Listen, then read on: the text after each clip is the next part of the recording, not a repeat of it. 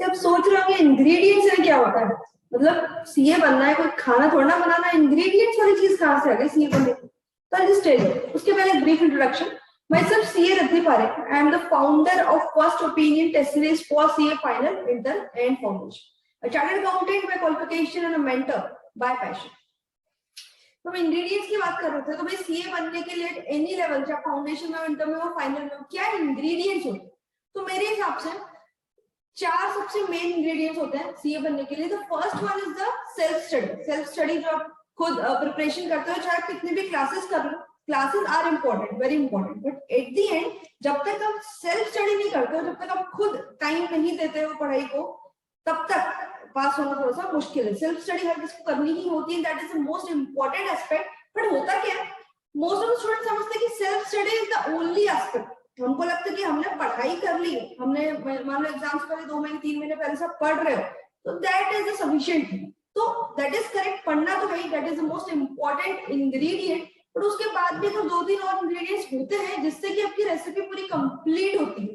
ये तो सिर्फ फर्स्ट स्टेप है, आपको फर्स्ट स्टेप को ही सारी स्टेप समझने की गलती नहीं करनी है। तो आप सोचो कि सेल्फ स्टडी के अलावा क्या होता है जो और आगे की स्टेप्स होती है। तो सेकंड थिंग इज रिटेंशन।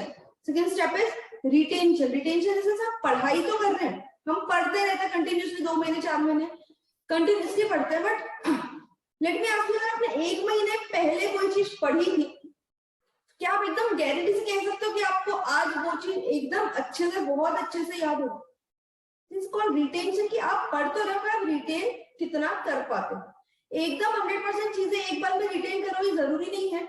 आपने फर्स्ट रीडिंग में कोई चीज पढ़ी, अगर आप थोड़े दिन बाद उसको रिवाइज कर रहे हो, चेक कर रहे हो अपने रिटेंशन और आपको याद नहीं आ रहा सब कुछ, you don't need to worry, because 100% retention हो ऐसा बिल्कुल भी जरूरी नहीं है।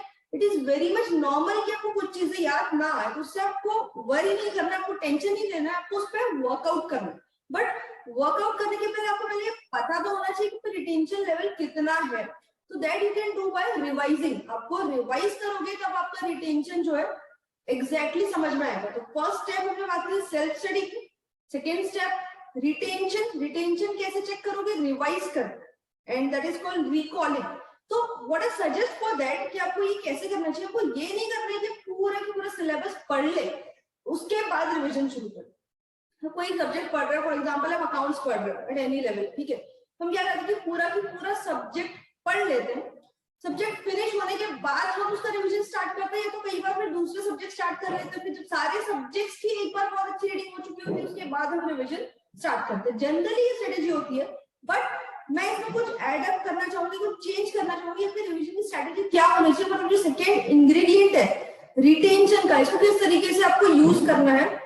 तो आपको क्या करना होता है कि आप पढ़ लीजिए, आपको टारगेट्स होने चाहिए। फॉर एग्जांपल हम जो टेस्ट सीरीज कंडक्ट करते हैं उसमें हमने पूरे सिलेबस को 3 यूनिट्स में डिवाइड करके रखा है। You can do as per your convenience, आप उसको 4 यूनिट्स में भी डिवाइड कर सकते हैं, 3 में कर सकते हैं, 5 में कर सकते हैं, जैसा आपको कन्वीनियंट है। जैसे फॉर एग्जांपल हम 3 यूनिट्स की अगर बात करते हैं, तो आप कोई भी सब्जेक्ट को प्रिपेयर कर रहे हैं, उसका यूनिट 1 पिकअप कीजिए। यूनिट 1 में अप्रोक्सीमेटली 5-6 चैप्टर्स होते हैं अप्रोक्सीमेटली कोई भी सब्जेक्ट के। You should have a target, for example 1 week का टारगेट है, फॉर एग्जांपल, ये सबके लिए अलग अलग रहेगा, सबके लिए वेरी करेगा। तो फॉर एग्जांपल आपने 1 वीक का टारगेट लिया हुआ, 1 वीक में आप उस यूनिट 1 के पोर्शन को बहुत थॉरोली स्टडी कीजिए, बहुत अच्छे से स्टडी कीजिए, and after the completion of 7 days, मतलब 1 वीक जब आपका हो जाता है, आपकी प्रिपरेशन उस यूनिट की हो जाती है, 8th डे को आपको उसी चीज को रिवाइज करना है जो आपने पिछले 7 डेज में पढ़ी। रिवीजन एक ही दिन में। तो यहाँ क्या होता है, 7 days of studies, then 1 day of revision. Again 7 days of studies, then 1 day of revision. Again 7 days of studies and 1 day of revision.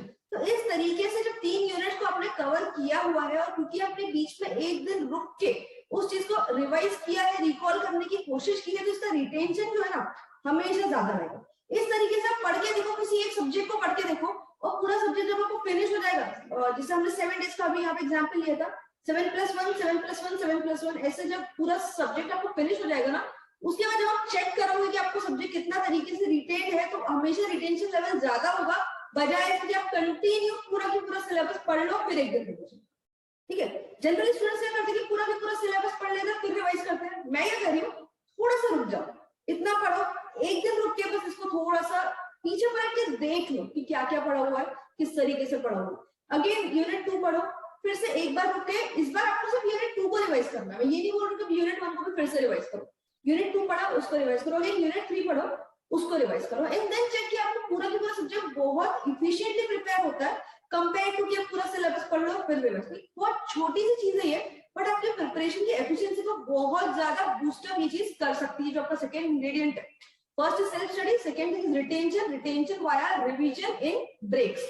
आप थोड़ा थोड़ा पढ़ के एक दिन आप उस चीज को दो जो आपने पिछले 7 डेज में पढ़ा है उसको रिवाइज करने के लिए। इसकी रिटेंशन 100% आपको बहुत ज्यादा रहेगी, बहुत इफेक्टिवनेस आपकी जो स्टडीज में से बढ़ जाएगा। Third ingredient is tested. Tested मतलब लिख के देखना है, प्रैक्टिस करना है। तो आप बोलोगे मैम जब हम प्रैक्टिकल प्रॉब्लम्स प्रैक्टिकल सब्जेक्ट पढ़ते हो तो हम तो प्रैक्टिस करके ही उसको सॉल्व करते हैं, तो टेस्ट तो हमने कर लिया, प्रैक्टिस कर लिया, तो वो जब आप पढ़ते हो तब उसको जब सॉल्व करते हो ना, वो आपकी प्रैक्टिस होती है, फिर टेस्ट नहीं होता। एनीथिंग इज न्यू, आपको उसको टेस्ट करना ही चाहिए। एंड मोस्ट इंपॉर्टेंट थिंग, आप चाहे पिछले 3 महीने से पढ़ रहे हो या पिछले 6 महीने से पढ़ रहे हो या आपने कितने भी अच्छे तरीके से पढ़ो, अगर आप एग्जाम के उस 3 घंटे में उसको उतार नहीं पाए उसको कोई मीनिंग है।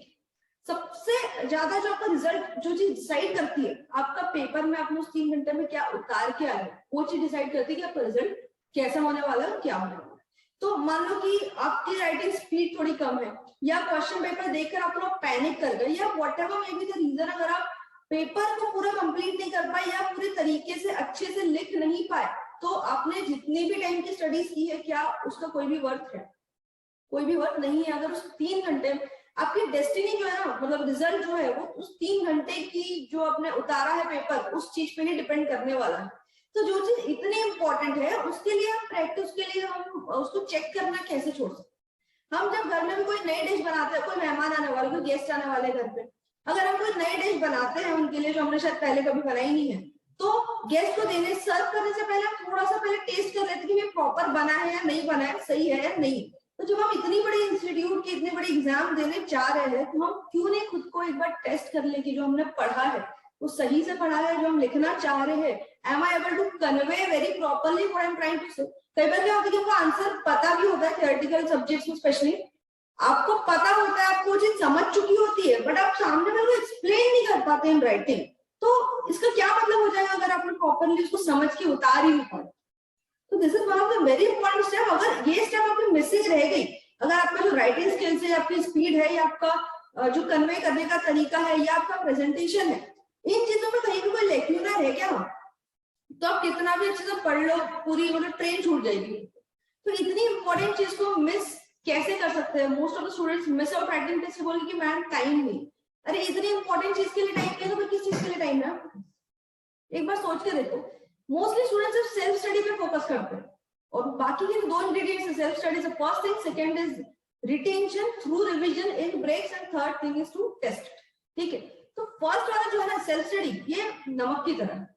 किसी भी डिश में आप मिर्ची मसाले कम डाल दो तो आप एक बार खा सकते हो, बट नमक के बिना ना खा नहीं सकते। तो सेल्फ स्टडी जो है तो नमक का काम करते हैं, तो दैट इज वेरी इंपॉर्टेंट। उसको तो हम मतलब उसके बिना तो कुछ नहीं, तो वो तो ही है। बट नेक्स्ट थिंग जो बाकी मसाले होते हैं, बाकी जो ऊपर की चीजें होती है डेकोरेशन की, धनिया मिर्ची बाकी सब कुछ, और जो दूसरे मसाले होते हैं वो है आपका रिविजन और आपका टेस्टिंग। ठीक है, तो अब कोई डिश में कम ज्यादा हो, बाकी मसाला तो खा सकते हो, बट इंस्टीट्यूट क्या कहता है कि आप हमको एकदम परफेक्ट टेस्ट की रेसिपी चाहिए, आपको सारे के सारे इंग्रेडिएंट्स एकदम परफेक्ट चाहिए, कोई भी चीज कम ज्यादा होगी तो हमको नहीं चलेगा।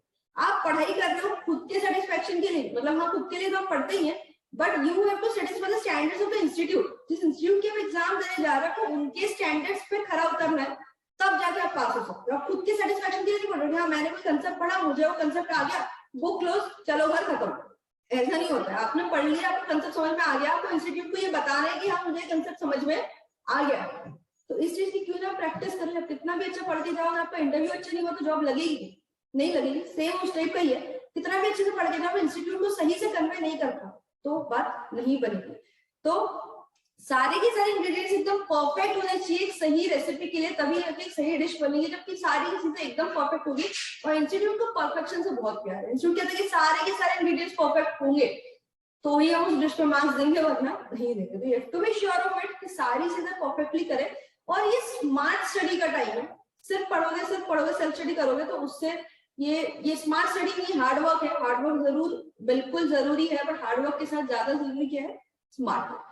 तो तीनों की तीनों इंग्रेडिएंट्स को बहुत अच्छे से आपको जो है प्रैक्टिस करना है। एक self study, second retention, check your retention through revision and break, and third is test.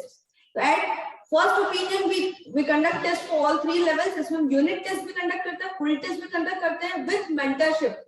तो जो मेन इंपॉर्टेंट चीज है फर्स्ट ओपिनियन टेस्ट सीरीज की, I provide free mentorship to all the students who enrol in the test series. तो इसमें किस तरीके से पढ़ना है, क्या आपका अप्रोच होना चाहिए, कब कब कौन कौन सी चीज कवर करनी है, I explain you all the things in that. तो बेसिकली आपकी रेसिपी के सारे इंग्रेडिएंट्स कब कैसे यूज करने, ये मैं आपको प्रिपेयर करके दे सकती हूँ। So all the very best for your upcoming exam related. आपको कोई भी डाउट हो, कोई भी क्वेरी हो, anything and everything related to exam, I am always there. Description में आपको वेबसाइट की लिंक एंड मेरा कॉन्टैक्ट नंबर मिल जाए। All the very best, thank you.